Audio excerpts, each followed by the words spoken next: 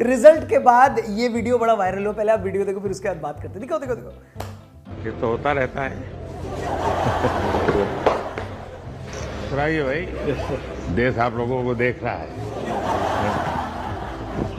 कहा राहुल कहते हैं आप लोग मेहनत बहुत की है, लेकिन गजब क्रिएटिविटी बाबा, जिसने भी बनाया सैल्यूट है बॉस। लेकिन दोस्तों, जैसे चिड़िया दाना चुगती है, पंछी गीत गाते हैं, सूरज पूरब से उगता है, उसी तरह कांग्रेस पार्टी चुनाव हारती है। 4 राज्यों में विधानसभा चुनाव के नतीजे आ चुके हैं और कांग्रेस अच्छे बच्चे की तरह 4 में से 3 राज्यों में चुनाव हारकर पहली फुर्सत में घर जा चुकी है। वैसे कुछ लोगों का कहना है कि 3 राज्यों में चुनाव हराकर बीजेपी ने कांग्रेस पर बड़ा एहसान किया है, क्योंकि अगर गलती से कांग्रेस फिर से राजस्थान और छत्तीसगढ़ जीत जाती तो यह बेशर्म सवाल फिर से उनके सामने खड़ा हो जाता कि इन राज्यों में सीएम किसको बनाएं। क्योंकि अगर वो राजस्थान में गहलोत को सीएम बनाती तो सचिन पायलट नाराज हो जाते, पायलट को बनाती तो गहलोत अपने चंपुओं को छू बोलकर राहुल गांधी के ऊपर छोड़ देते। गलती से छत्तीसगढ़ में जीत जाते तो टीएस सिंहदेव कहते कि अब की बार तो हम ही सीएम बनेंगे। सीएम बनने के नाम पर सिंहदेव भूपेश बघेल बुरी तरह से आपस में लड़ते, दोनों नाराज हो जाते, नाराज होकर राहुल गांधी के पास जाते और राहुल गांधी ये बोलकर उन्हें वहां से दौड़ा देते कि निकलो यहां से, तुम्हें सीएम बनने की पड़ी है और यहां 2 घंटे से मेरा लूडो में 6 नहीं आ रहा है, खत्म। कुल मिलाकर एक आधा इलेक्शन जीतने के चक्कर में राहुल बाबा के दिन रात का चैन छिन जाता। कभी वो वीडियो गेम खेल रहे होते तो लोग उन्हें अपनी सरकार के कैबिनेट फॉर्मेशन को लेकर डिस्टर्ब करते। वो थाईलैंड की धार्मिक यात्रा पर जाने वाले होते तो लोग उन्हें याद दिलाते कि बाबा उस दिन तो छत्तीसगढ़ में शपथ ग्रहण समारोह है। ये सुनते ही बाबा का मूड खराब हो जाता और वो गुस्से में आकर ये कह देते कि यार तुम लोग मुझे यूं डिस्टर्ब करोगे ना तो मैं आगे से कांग्रेस को कोई भी चुनाव नहीं जितवाऊंगा। ये सुनते ही सामने खड़े कांग्रेस कार्यकर्ता की हंसी छूट जाती और इसके बाद वो कार्यकर्ता और राहुल बाबा दोनों आधे घंटे तक खूब हंसते। इस तरह अपने ही कार्यकर्ता के साथ अपनी ही बेवकूफी पर हंसकर राहुल बाबा शर्मिंदा हो जाते, लेकिन ऊपर वाला राहुल बाबा को यूं एम्बैरेस नहीं करना चाहता था। इसीलिए उसने छत्तीसगढ़ से लेकर मध्य प्रदेश और राजस्थान तक पार्टी का सुपड़ा साफ करके राहुल बाबा को इस शर्मिंदगी से बचा लिया है। इसलिए अब वो बड़े आराम से वीकेंड पर एनिमल और सैम बहादुर देख सकते हैं।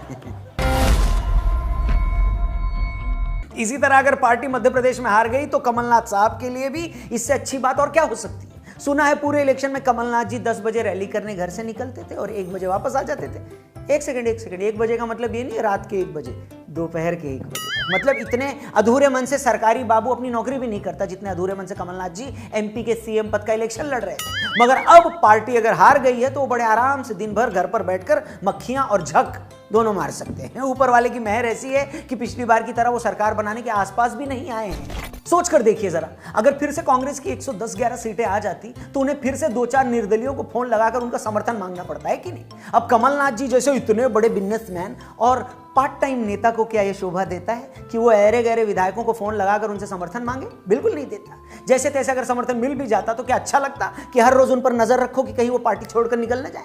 ऊपर वाला ना अच्छे लोगों को किसी गलत काम में उलझाता ही नहीं है। देखो, इसीलिए उसने राजस्थान, मध्य प्रदेश और छत्तीसगढ़ में कांग्रेस को इतने विधायक भी नहीं दिए कि वो सरकार बनाने के आसपास भी आ पाए। उसने कहीं भी, थैंक यू भगवान ने कहीं भी ऐसी सिचुएशन क्रिएट नहीं करी कि कांग्रेस को अपने विधायकों को किसी रिजॉर्ट में छिपाना पड़े। Very good, thank you.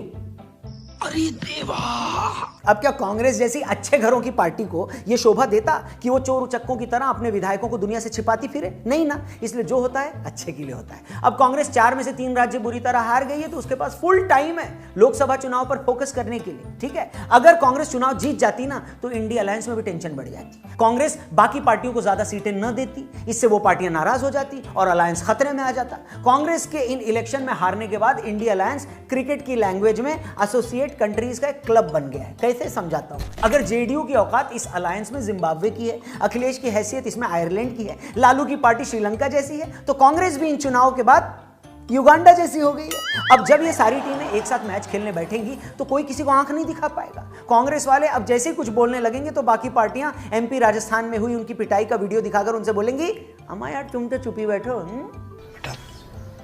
तुमसे ना हो पाएगा। वैसे भी कहा जाता है कि दोस्ती और दुश्मनी बराबर वालों के बीच होती है। तो ये विधानसभा चुनाव हार कर अब कांग्रेस की औकात भी एक रीजनल पार्टी से ज्यादा तो रह नहीं गई है, इसलिए वो भी अब इंडिया अलायंस में ज्यादा फुदक नहीं पाएगी। इसलिए बाकी पार्टनर्स के लिए अच्छी खबर है, नहीं आगे बढ़ते हैं। तो दोस्तों ये थी कल आए रिजल्ट पर थोड़ी मौज, थोड़ी मस्ती, थोड़ा रोस्ट। अब थोड़ा सीरियस हो जाते हैं। वीडियो ध्यान से देखिएगा, पसंद आए तो दोस्तों यारों रिश्तेदारों से इसे जरूर शेयर करिएगा। बड़ी मेहनत से हम वीडियो बनाते हैं तो आपका एक शेयर भी हमारे लिए बहुत ज्यादा मायने रखता है, तो प्लीज जरूर शेयर करिएगा। और सीरियस बात जो मैं कह रहा था वो ये है कि इन चुनावों के नतीजों के साथ एक नहीं कई चीजें फिर से प्रूव हो गई हैं। पहली बात यह कि पिछले 10 साल में 110वीं बार यह प्रूव हो गया है कि नरेंद्र मोदी आजाद हिंदुस्तान के सबसे बड़े नेता हैं।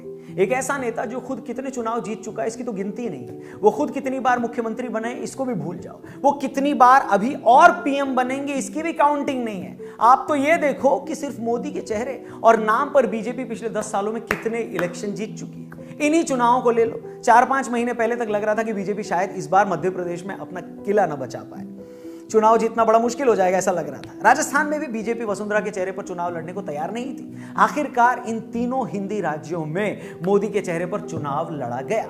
मोदी जी ने हर जगह जाकर कहा कि मैं आपको मोदी गारंटी देता हूं कि आप हमें चुनिए और काम होगा। मोदी गारंटी एक ऐसा शब्द बन गया जिसने एक वक्त एमपी में हार रही बीजेपी को राज्य में 2/3 सीटें जितवा दी। मोदी गारंटी एक ऐसा रामबाण शब्द बन गया कि बीजेपी राजस्थान में बिना कोई सीएम प्रोजेक्ट किए ही आराम से सत्ता में आ गई। और मोदी जी का ही जलवा था कि जिस छत्तीसगढ़ के लिए किसी ने सोचा भी नहीं था कि बीजेपी वहां पर भी सत्ता में आ सकती है, वहां भी जीत गई। बेशक मध्य प्रदेश में मामा जी की खुद की छवि भी अच्छी थी। उन्होंने खासतौर पर महिलाओं के लिए अच्छी बड़ी योजनाएं चलाई। वो योजनाएं भी काफी पॉपुलर हुई। महिलाओं को हर महीने पेंशन या भत्ता की पॉलिसी भी खासी लोकप्रिय हुई। मगर इन सब बातों के ऊपर सिक्का तो मोदी जी के चेहरे का ही चला।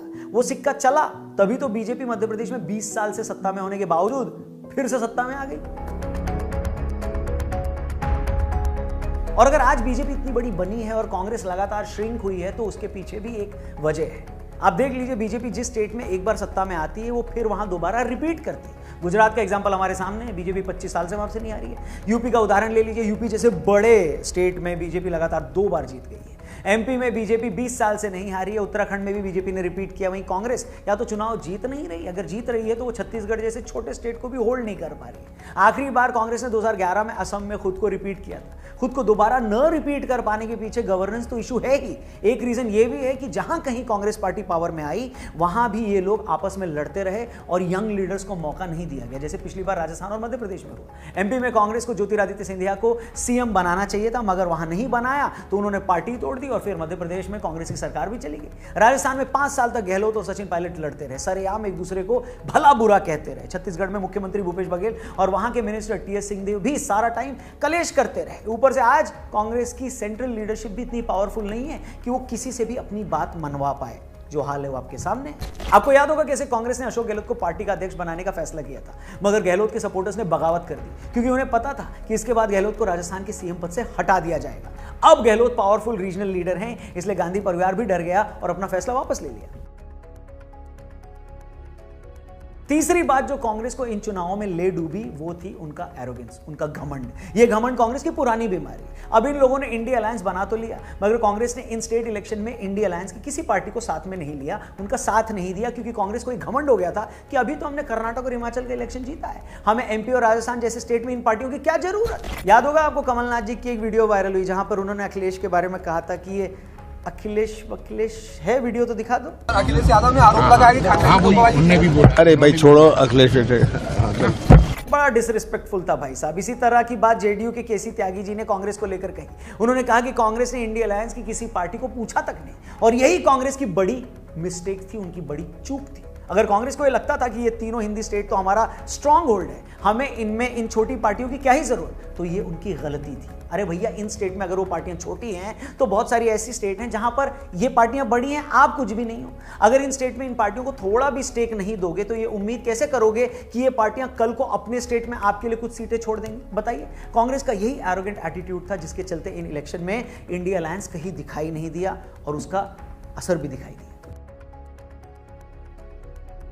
और सबसे बड़ी और आखिरी बात, लोकसभा इलेक्शन में 6 महीने का टाइम भी नहीं रह गया, मगर अभी तक पब्लिक को यह नहीं पता चला है कि कांग्रेस या इंडिया अलायंस की आइडियोलॉजी क्या है।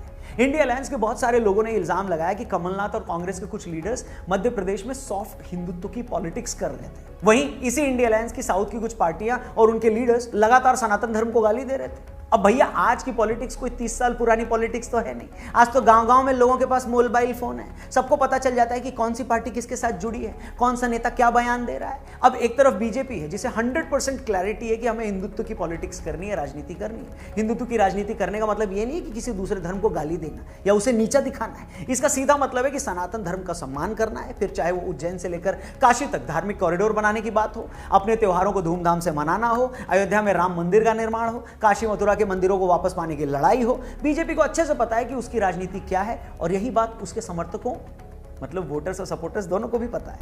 मगर कांग्रेस और उसका इंडी अलायंस आज भी बहुत कंफ्यूज है कि उसे आखिर करना क्या है। क्या उसे सॉफ्ट हिंदुत्व की राजनीति करनी है, क्या उसे सेक्युलरिज्म के नाम पर सनातन के विरोध की राजनीति करनी है, क्या उसे अल्पसंख्यकों के तुष्टीकरण की राजनीति करनी है। उनका अब तक इस पर कोई स्टैंड क्लियर नहीं है। यही वजह है कि आज भी बहुत सारे लोग इस वजह से उनसे रिलेट नहीं करते या कुछ हद तक उनसे दूरी बनाकर रखते हैं। मगर ऐसा लगता नहीं कि ये लोग जल्दी अपनी इस आइडियोलॉजिकल कंफ्यूजन को दूर कर पाएंगे, क्योंकि एक तरफ बीजेपी के पास मजबूत वर्ल्ड लीडर है, एक क्लियर आइडियोलॉजी है, संघ के तौर पर मजबूत वैचारिक संगठन है, अपने खुद के लाखों कार्यकर्ताओं की फौज है, और दूसरी तरफ कांग्रेस और इंडिया अलायंस जिसमें नेता कौन है पता ही नहीं है, आइडियोलॉजी क्या है किसी को मालूम ही नहीं है, वो चाहते क्या है ये किसी को खबर ही नहीं है। यही कारण है कि 2024 का इलेक्शन और उसके नतीजे बीजेपी के लिए अब तक की सबसे बड़ी जीत लाते दिखाई दे रहे हैं। और कांग्रेस अब भी इतनी कंफ्यूज है जैसे बैटिंग विकेट पर ओस से भीगी गेंद फेंकता बॉलर, जिसे मालूम ही नहीं कि अगली बॉल